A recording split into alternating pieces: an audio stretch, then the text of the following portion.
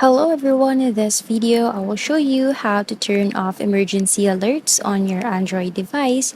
But before that, please don't forget to leave a like and subscribe to this channel. So let's get started. First, open up the settings, scroll down to safety and emergency and tap on it.